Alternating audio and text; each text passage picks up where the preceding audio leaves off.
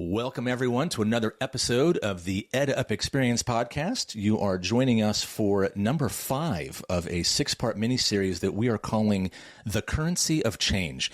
My name is Andy Bennis, and I am the chief... What did I just say? I'm the chief of staff. I almost forgot my own title. New title. I'm not used to it yet. I'm chief of staff at Los Angeles Pacific University. And once again, my co-pilot for the episode is Dr. Jamie Brownlee-Turgeon. She is the Vice Provost of Operations for the Graduate and Professional Studies at Point Loma Nazarene University. Did I get it? You got it right. See, all the words and I still got it. So thanks for joining us. Today we are diving into, it's either a beloved or it's a dreaded topic, but it's the relationship with the academy. We're simply calling it, and then there's the academy. That was sort of a tongue-in-cheek title because most of the series is coming from the angle of marketing and enrollment, and that relationship can often be, as we say, spicy. But we wanted to address that issue of the academy and the relationship between the academy and other pieces of the organization, institutions. So, but we do have a very special guest joining us for the episode because by episode 5, you're sort of sick of hearing from just Jamie and me. So, Jamie, would you introduce our guest? Yes, I am pleased to introduce and welcome Dr. Ryan Hartwig to our podcast today. He is the Provost and Vice President of Academic Affairs at Vanguard University. I worked at Vanguard for many years. I like to say I grew up there. So when I had the opportunity to meet Ryan, he's innovative. He's a provost you want to know. And so, Ryan, we're excited to meet with you today. Absolutely. So, Ryan, thanks so much for having me. Of course. Well, by the way, Ryan, that's quite the introduction, if for no other reason than innovative and provost don't often go together. So congratulations on that already. Ryan, can you just give us a quick, background on maybe your path in higher ed and how you landed at Vanguard, and then after that we can get into some specifics about your institution and the state of affairs today. Yeah, for sure. Yeah, it's great to be with you both today, and thanks for having me. And I look forward to our conversation. Yeah, so my path really, I did my first decade in higher education. I was in student development. So my last role there was director of campus life, so residence life and housing and leadership development and so on. I did that, and then during those years, I did my PhD in communication from University of Colorado at Boulder. And then at that point, I kind of had a decision to make. Do I want to move more towards the academy, or do I want to stay in student development and so on? And I'll spare the details, but moved towards the academy and started teaching and so on, and just loved just investing in students and teaching and so on.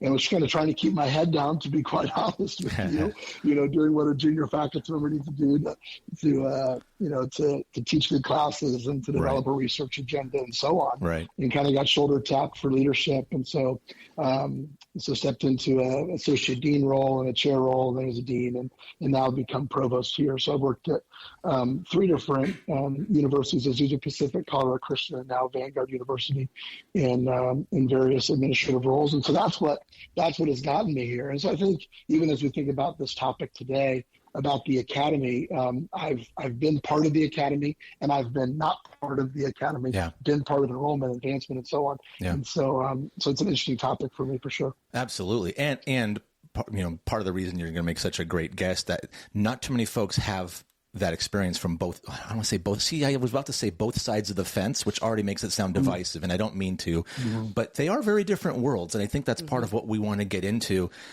is for no other reason than the lenses you wear, right? The very reason for existence between the academy and the rest of the operational groups, the student facing groups like enrollment and financial aid or student accounts, whoever. It is different. Like we mentioned during the intro, most of the mini-series has taken an angle from marketing and enrollment and its relationship with the academy, and we'll probably talk beyond just those two. But I know every institution is structured, and I mean from an org chart standpoint, slightly differently. So responsibilities, leadership roles, areas of accountability are different at different institutions. Can you give us just kind of the nutshell for Vanguard? What is the enrollment and marketing structure there? Yeah, for sure. So we as an institution, we have bachelor's and master's programs. We've got about 2,300 students, about 17 to 1,800 of those are traditional undergraduate students, and then the other about 500 of those students are professional education and graduate students there. In terms of how we are organized, we have our TUG, traditional undergraduate enrollment, is overseen by our Vice President for Enrollment Management. She and I are colleagues in the President's Cabinet there. And then our graduate and professional education marketing enrollment team is within the Provost span of care. So we have an associate vice president who leads our graduate enrollment strategy and enrollment and advising operations and so on. But then our programs, or graduate and professional education programs, reside within the disciplinary schools and colleges.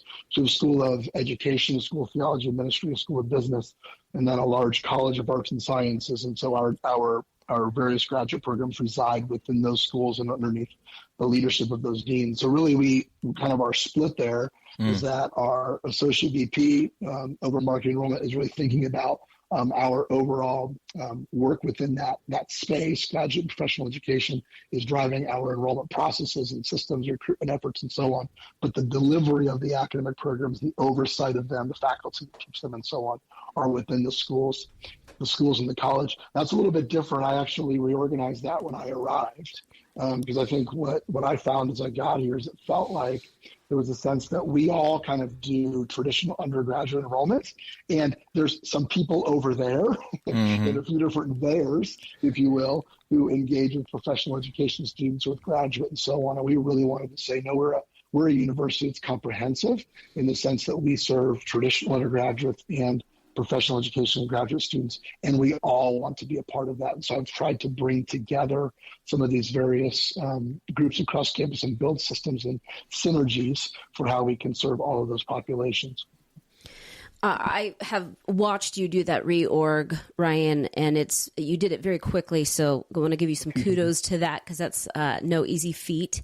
At Point Loma Nazarene, we also just did a reorg and did the same thing of pulling all the academics into schools or colleges, and they serve all of the different populations. And so we are already seeing just the benefits of that streamlined communication and how they serve the graduate and professional student population. Question for you: how do you work with, you oversee all of the academic programs, but you only oversee the enrollment for graduate and professional studies, and the other is your colleague. What is your interaction with the two of them? How often are you planning together, strategizing together for each of those, since it's two separate people? Yeah, that's a good question. So I think that there is some engagement that will happen, like the three of us will happen at cabinet and so on. But I'm working quite a bit with each of them in terms of what the marketing enrollment strategy looks like for those various populations. So with our AVP, his name is Mike. Mike and I are meeting consistently there, and of course I have oversight of that area, so I'm a little bit deeper in that area in terms of the way that we're thinking about our budget and that sort of a thing. So we're in touch quite a bit. But our VP enrollment management, Kim and I have worked hard to really develop a strong relationship. We meet at least once a month where we can kind of talk through what's going on there. But we're constantly trying to solve issues and think about how we can move some things along. When I got here, I just went to her and I said, hey, we want to be the best partners you have on campus. And I hope you have great partners elsewhere in athletics and in student accounts and wherever else, but we want to be your best partners. And so I think we're working towards that. I think some of the challenges I think that sometimes come up there is that sometimes that faculty or our academic leadership and so on don't have as much of an understanding around some of the enrollment challenges, pressures, dynamics, and those kind of things. And so I've been really trying to bring more understanding and bring more awareness of that. So that means bring our enrollment leadership into our academic leadership council, which would be our deans and our key leaders, so that they can talk about here's what here's our strategy. Here's how we're doing this. These are some pain points. These are some challenges that we face. A good example of that would be this last spring. We just had a conversation about transferability and what is it that they're experiencing as they're working with transfer students, and then how can we think about that in terms of the way that we're designing our programs, the way that we're thinking about transfer equivalencies, those kinds of things. And so I'm trying to kind of just bring more of these conversations in place there, and I want them to become even more regular than they already are. Yeah, and you know what? I'd love to shine a light on that, highlight that a little bit, and congratulate you on the strategy, because the very bringing of those people to the table to have the conversation at all is such an understated but massively impactful way of having the conversation between folks who don't often speak the same language, right? Those insights that you gather. I know some folks, well, that's just anecdotal. You'll get a piece of feedback from an enrollment counselor, maybe even from 2 or 3, depending on how big the team is, and all of a sudden you're like, whether all 18 of them, if you have a massive enrollment group, people dismiss it as just anecdotal feedback from one prospective student. Hey, they don't think we're as transfer friendly as other competitors. And that message just gets lost when it should make it across the table to somebody in academics as well. We say we're transfer friendly, but are we? Maybe we should examine that. How are we handling our elective buckets, and how are we handling, the requirements? So the very process of initiating those conversations, I think it needs to be called out, is not the norm at every institution. I totally agree, and also want to give some kudos to you for inviting in the enrollment leadership to your academic meetings, because I think the lack of communication can often be the tension point. You solve that, you might actually solve the problem. So kudos to you to that. Now, let me ask you, because sometimes when that conversation starts to come up, a response from a natural reaction from faculty is, you want me to lower academic quality. I hear that a lot when I'm making suggestions about transferability or GPA and whatnot. One, have you experienced that as well? And if you have, how have you countered it to say, hey, enrollment isn't saying lower academic quality, it's about access to students? No, absolutely. I do think it does. It comes up. It's come up all the way throughout my career, I would say. I feel like it's come up even recently. And I think I've told, as I've chatted with some faculty who said, hey, it feels like we're wanting to kind of water down the education, either with reducing major unit counts or by increasing transferability or whatever else. And I've fielded some of those questions. And I've tried to gently say to our faculty, but firmly say, I appreciate your desire to have a really high quality education, but if there's no students taking your program, we're not going to be doing any education. And so we have to adjust our programs. We have to adjust our access to our programs so that we continue to have students who are coming to study in those programs. Otherwise, they're not going to choose us. And I think a big part of that conversation, kind of what you were saying there, Andy, about that it's important for us, for the enrollment folks and academic folks to be together. I think, one, it's not just identifying the challenges that we face, but it's also understanding one another's hearts. And I think there's kind of a misnomer here a little bit that sometimes, we kind of judge one another, and I'll just kind of use maybe some kind of stereotypical kinds of judgments that could happen, that maybe faculty or academic leaders would look at enrollment folks and would say, oh, they really don't care about transformative education. They just care about the financial health of the institution, or they just care about numbers or whatever else. And maybe those in kind of an enrollment or from a business perspective might look at faculty and say, oh, they don't care about the financial viability of the institution, or they don't care about innovation or whatever else. But sometimes when we get people together, we start to see their hearts. And I think there was a really powerful moment for me. Yeah. We had some of our enrollment leaders in one of these conversations, and they were talking about students that they were working with, and they teared up. Yeah. And I think for our faculty and leaders to see this, like these enrollment leaders are trying to help students have access to higher education that will transform their lives and give them all sorts of ability. And that softens this conversation around transferability or around unit counts, or why did you talk to them that way, or whatever else. It's like, oh, you're really for this student. And so I think we not only need to kind of meet on the issues, but we need to meet on our hearts. Yeah. And I think we start to see each other's hearts. We start to realize, hey, we actually are really all in we're in this for the same reasons. Yeah. And we're all in this for transformation. Yeah. And that our students would have transformational experiences. And when that starts to happen, I think it like really powerful kinds of things can transpire. No, absolutely. And I think what you've just talked about is the fact that you've operationalized that just by face-to-face collaboration or interaction at the very least, exposure, I think is the first place to start. Because Jamie and I talk about going to conferences and interacting with folks, but it is such a common tale that the phrases you just used. Well, enrollment only cares about the financial aspect, or they only care about the numbers, and it's just a sales game to them. And the other side says, they don't know that the financial health of the institution, their very salaries rest on what we do in enrollment.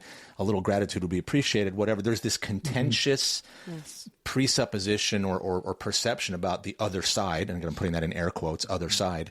But it's just a recipe, and I'm for stagnation, decline, bitterness, just a lack of operational efficiency, if nothing else, a total disconnect culturally.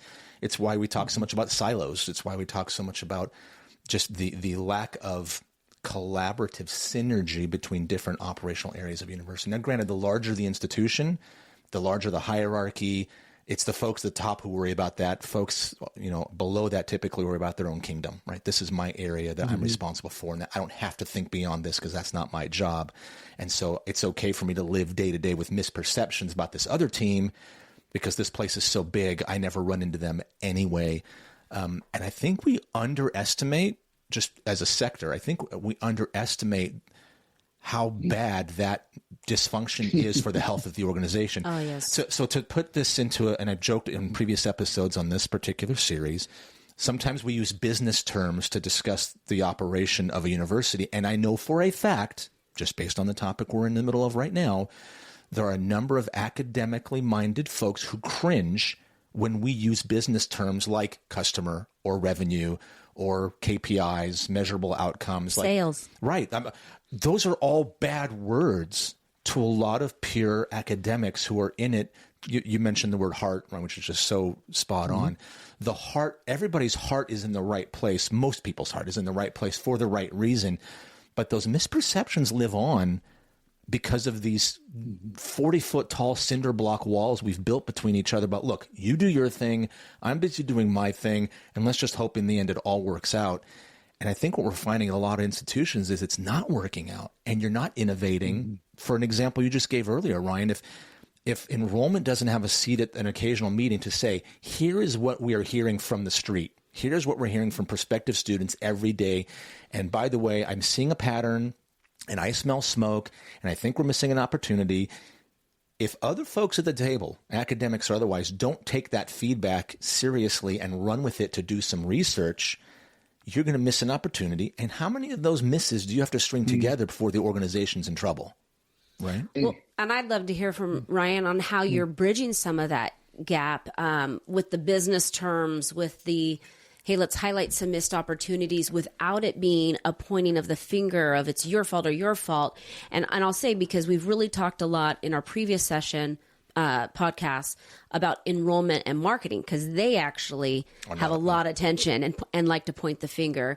And then you bring in academics and you've got more opportunity to point finger. They don't understand us. It's not a product. And sales is saying, but we're selling something. What are we selling then? So how have you bridged that gap between just the jargon that we use so that it doesn't create that center block wall that Andy was talking about?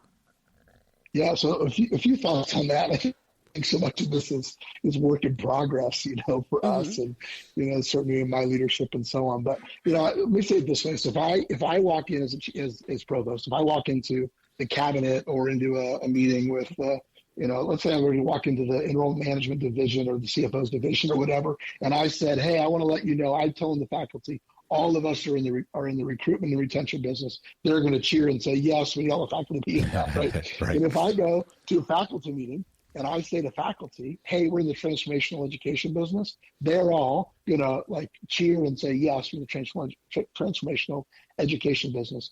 And what we have to move from there is to say, we're in the transformational education business, And so all of us are in the recruitment and retention business. And it's those things that have to merge together. And so I think for me, I'm wanting to go to faculty and say, hey, we're in the transformational education business. And so all of us have to be in the recruitment and retention business. And I want to go to my colleagues in enrollment or business and so on and say, hey, remember, we're in the transformational education business. And so all of us are doing this. So one is I think we need to not focus just on the one part that feels like it's missing by our colleagues, right? But to remember kind of like what's the holistic sort of effort that we are after here. So that's, I think that is one piece there. Yeah. I think the second piece is that we need to invite one another to help each other do our work better. Mm-hmm. And I kind of get a little bit sad, so I'm my discipline is communication. I say teams and collaborative design and so on. And I remember as a younger faculty member, so many times where I'd watch the administration trying to figure things out in that world, and I'd be like, I can help. Right. Pay me to come to your to their organizations and help them with this. Like, I could help you with this if you'd be willing to ask. And I think that oftentimes we take some of our greatest analysts, systems thinkers, trend identifiers, cutting edge innovators, our faculty is what I'm talking about, and we subject them to line editing, course transfer, office hour policies, those kinds of things. And we don't invite them into the conversations about where we headed as an institution, and we don't harness their brilliance and insight. And so one of the things I'm trying to do, and I think I've got a lot of work to do here, is to say, okay, where are there places where our faculty who are sharp and are thinking about these things can help us think about the enrollment revenue kind of trajectory for our institution because they're sharp. And then at the same time, how do we get our enrollment folks to help us think about our course and program design and those kind of things. So it's like, I think for me, it's a lot of trying to bring together certain kinds of conversations together and not relegate people kind of to our worst stereotypes of them, and push them out of those conversations. And maybe my last thing I'll say on that is I think it's really good. There's a misnomer here that one time I'll say it this way. I moved into a leadership role, and everyone was unanimous that there needed to be change, but they were certainly not unanimous on what needed to change. Right. And I think we are so good at kind of sitting where we sit and looking across at whoever it is and saying they need to change. Right. And as we know, for our own personal growth, I mean, pretty amazing things happen when you start to look in the mirror. Yep. And you start to say, no, how do I need to change? How do I need to become more responsive, more open to feedback from others, and so on? So I think that can be really powerful when we all kind of say, okay, what can I do here to help my team that I'm leading to remember we're in the transformation education business, and so we all care about recruitment and retention. And so, again, it's a work in progress, but that's where I'm trying to lead us. No, absolutely. And you've done a great job of articulating what would have been one of our questions for you anyway, which was, what does healthy collaboration look like? You've already given multiple examples. I think what I hear in your voice, and you have a phenomenal attitude about it, probably better than some of your colleagues who are frustrated or have that bloody forehead banging up against the wall, that there are places where it doesn't work well or that feedback isn't welcome. And so I think unfortunately, there is some commentary about our industry in the very fact that there aren't a lot of good examples, and how entrenched it is. Because if you're outside the academy looking in, one of the stereotypical views is, all right, you guys are over there in your ivory tower thinking theoretically, hey, if we just build it, they will come. Mm-hmm. If we just build the beautiful buildings, the ivy-covered clock towers, and blah, blah, blah, but that the place will just naturally be filled with students who want to come find themselves and grow intellectually, emotionally, and blah, blah, blah. And obviously that's a very stereotypical thing, but then you sit at these conferences or you run into colleagues that you're having conversations with and realize that's the reality for a lot of places, that they are very disconnected. The academic folks aren't feeling heard, even by their own group. So sometimes the academic team says, well, I've been put in this bucket of, this is what a faculty member looks like. This is how you behave. This is what you do on a day-to-day basis. And we're not going to let you out of that box because that's the box you fit in. And inadvertently, the culture of the institution becomes everybody just stay in your lane. Everybody just do your thing and we should be fine. And the orchestration of ideas and execution only happens at the very, very top. It's the president's cabinet that dictates the direction for everyone. Meanwhile, the rest of the org chart is filled with people dying to share ideas. I have an idea. I know I have an idea that can fix that. And it never gets heard. And that, to your point, being sad, that does sadden me because we're set up in a way that doesn't allow that to happen, and how hard it is to overcome that. Yeah, totally. And I think it's one of the reasons why we made our organizational change. And I wanted to have leadership, school leadership that was close to the action, really, and they could identify innovative ideas and run with those, and so that everything doesn't have to move kind of to this centralized bureaucracy that makes it sometimes hard to move those innovative ideas along. So I'm trying to push that sort of innovative culture in the way that we've designed our management structure as well. One of the things that is coming to mind right now is what we are working on at Point Loma is really shifting. If you're thinking about these separate circles, you said stay in your lane, Andy, more to a Venn diagram. And in one circle, you got marketing, and one you've got enrollment, and one you have the academy. Where does it cross over between marketing and the academy? Where does it cross over between enrollment and the academy? And then where do they all come together for shared accountability? And so it's tricky, and we have good days and we have bad days because, like Ryan, you said, it's a work in progress. It's not how it's always been, and it's understanding what actually falls in the intersection. What is not my business? What's not your business? But what is our business? Yeah. And if we can figure those pieces out, we're going to be in a really good spot. Because it's not three circles stacked on top of each other. There are crossovers and there are separate spaces. Yeah. And I'm hearing, and Jamie, as I'm hearing you and Ryan speak, I think there's a theme or that's kind of a common thread through the process of change. Again, the mini series is called The Currency of Change. And if one of the things we want to change is the way groups like the academy and other pieces of the organization interact, that change of heart is a combination of speaking of Venn diagrams, it's a change of mindset, so the intellect, it's a change of attitude, which speaks to the heart. And Ryan used that word more than once. I love it, heart. These are relational issues, right? Relationships. People change for their reasons, not yours. Very few people like to be told or even voluntold for certain things. So the ability to have the conversation, recognize each other, get to know each other and what they do. We used to, once upon a time in a previous organization, we'd introduce other departments at a team meeting. You'd bring in another team to just introduce, this is who we are, this is what we do, this is the function we serve. And some folks would look at that and say, what a waste of time. Why are you spending all this time educating each team about what the other teams do? But it's this very thing. It's the relational understanding that what you do matters. Your role has value.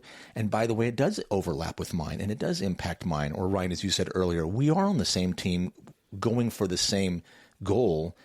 We're just doing different parts of it. We're pulling on a different rope, but we should all be pulling in the same direction. But once we look up and we look around at the colleagues and other groups that are doing that, there's this sense of belonging. I mean, as we're recording this, the Olympics are still going on and everybody's talking. One of the news stories is in a country that's been so divided politically, socially, and all this stuff, look at the Olympics. They still have the power to get people talking about the same thing. Go Team USA. And, there should be a higher ed version of that, to your point, Ryan, about the shared vision. And that's on the shoulders of leadership to say we are all in the same business of changing lives. And this is how everybody's got their part to play. But one does not exist without the other, right? The ear is not an eye, is not, a hand, is not a foot, to get biblical about it, right? Yeah. But every part of the body matters because together, we only function together if we recognize the value of each part. We can't all be eyes or we've got some serious deficits, right? But we also need to talk about it. And the relationship piece, I think, is the part you guys have both highlighted that is so critical. You can't do this without human interaction, conversation, inclusion. Amen. Right? Well, I'll say this. The deans that I have the best relationship with, They text me. They call me. We talk every week. And it's a quick, hey, 5 minutes chat here. It's that communication piece which you're building into the infrastructure, Ryan, and I think that's phenomenal. If it's not built into your infrastructure, it's going to be really hard to do it informally. So how do you build it in? Then you start to get those informal communications where it's a quick text for a question that opens up the door for a lot of reaching those opportunities, not missing them. Yeah. And I think being I really agree. Go ahead, Ryan. Go ahead. No, please. I was just going to say, I mean, I think that, we start with these values, but then we have to build systems to enable people to be able to engage well. So I think one of the things that like enrollment folks, for instance, can help to build systems for how faculty engage within the recruitment process, whether those are in campus visits or letters or emails to students or calls or whatever. I mean, I think faculty are oftentimes willing to do that, but they need to know, like, how do I do that? Can you give me a system? I was thinking about, Jamie, you were mentioning before about how we help our faculty to be able to kind of speak the language that marketers need. And so we were doing a redesign of our website with our academic programs. And so we took the text that our faculty gave us, but then we worked with that a lot. And we even, we had some back and forth to say, okay, how do we change some of that language to be the kinds of things that students and parents are asking about. Right. And so in giving them tools and not putting it kind of all on them. It's those kind of systems, or, even reviewing in the fall, we'll review funnel data where we come in and we'll say, let's look at our funnel data by program and where did we see the yield rate kind of decline? And so what does that tell us? What does that tell us about our programs and how students are experiencing them? So I think we gotta translate those values, those broader values and relationship desires into systems that help us to drive that sort of collaboration. Wait, Ryan, do you mean that parents and students don't write the same way your faculty do? That's just weird. I smiled as you said that because in the various marketing roles I've had, that is probably one of the larger exercises as somebody who's done a lot of copywriting, taking the formal academic language and putting it into everyday speak. But there's an art form there too, because faculty generally take their authorship seriously. And so sometimes even editing program highlights, right? Program learning objectives to try to translate that into the words of our target market is almost seen as an insult, that somehow their words weren't good enough. And so there's this gentle kind explanation that has to happen. It's about relatability. We want them to hear your heart for the program, but in words that they speak. And they seem to get that, but it's even how you handle something even that simple. These are the words we're going to put on the website, and they're not going to be exactly what you gave me, but I want you to understand why. If how you explain that to them matters. So I as we look at the takeaways, we're always trying to wrap up with what are you walking away with? I'm trying to put myself in the shoes of somebody who's listening to this. If you're listening to this and you are part of an institution that is maybe a little higher on the dysfunctional scale because these paths of communication are open. I think, Jamie, you gave this advice in a previous episode. You can start small, but you have to start. Have a conversation. Invite a colleague from a totally different functional area to a coffee break and just tell me about yourself. Tell me about the challenges in your area, or what are you guys experiencing? Or tell me about a day in the life of insert blank here. Start small, but start, because it starts with the relationship. It starts with the conversation. You may not be in the president's cabinet. You may not be a dean or a VP, and you're thinking, well, what am I as just as an associate director or a manager, or even you're just a frontline, staff person in a department. How do you have those conversations that get the ball rolling? Because I think the one theme I heard from both of you is this is a process. This is not the drop of a gavel, decision made, boom, change tomorrow. This is an ongoing process, but you have to start somewhere, not to bring James Clear and Atomic Habits into this, but you have to start somewhere and start small if you have to, but be the courageous one to initiate and start having some over-the-fence conversations and watch what happens. I think it can be powerful. So, Ryan, we're wrapping up, but I would love to hear from you one piece of advice if you had to give someone that was sitting in as a new provost coming into a situation that you had, maybe where they weren't as ready for change. So not only do they not know, but they're also not ready. What advice would you give to that person as a starting point? Yeah, I mean, I think it's kind of classic advice, but certainly listen. I think listen to what the challenges are, what the history is. And I think that listening is both within the division, the academic affairs with faculty and staff and so on, but then also really across campus. And then I think my other piece would be probably along the lines of what Andy is saying, is look for opportunities to have early kinds of wins. And I think sometimes we get stuck in our desire for an ideal state, that it causes us to not take steps that are in a very non-ideal state, but they're getting us more and more to this more ideal state of how we would want things to be. And so I think we have to, I would just encourage folks to take small steps of bringing in a colleague into a meeting, or bring an enrollment colleague into a meeting of academic leadership, or inviting a few faculty to help think about an enrollment or a revenue or a business challenge that the faculty is having, just starting small there and beginning to build the conversations, see hearts, and lay the groundwork for systems that can grow over time. So that'd be my advice. That's awesome. Thank you. Ryan, thank you for your time. How valuable it's been to hear from someone who's been in both worlds, right? You don't often find folks who have been in the academy and in operations and understand both worlds, but you by that, the gift you've been given of that experience makes you an ambassador, if you will, for the change you're trying to implement. So 2 things. 1, congratulations on what you've already accomplished. And 2, good luck as you keep going, because obviously, like you said, it's a process and there's no such thing as arrived. But boy, you're on a great, worthwhile journey that frankly a lot of institutions would do well to imitate. So for those who want to learn a little bit more about Vanguard here in Southern California, vanguard.edu is the website for Vanguard University, where you'll find at least some images of the culture Ryan's trying to create for those who want to learn more. And as Jamie would say, connect on LinkedIn if you've got questions and want to follow up. Because Ryan is active on LinkedIn, so connect with him, follow, learn from him. And as I've said, LinkedIn is Jamie's Instagram, so that's where you're gonna find her hanging out. Fewer pictures of the dog. I think I've joked about that, but anyway, Ryan, thanks again for the time. This has been super valuable, and we're so grateful for your time. Thank you so much. It's been great to hang out. Have a good one. It has been fun. You bet. And thanks to all of you for listening. You guys, we mentioned before, this is number 5 of a 6-part series. We've got one more episode to go, so stay tuned for that. But as always, thanks for joining us. Take the value that you can and apply it where you can. And we'll see you the next episode of the EdUp Experience podcast. Take care, everyone.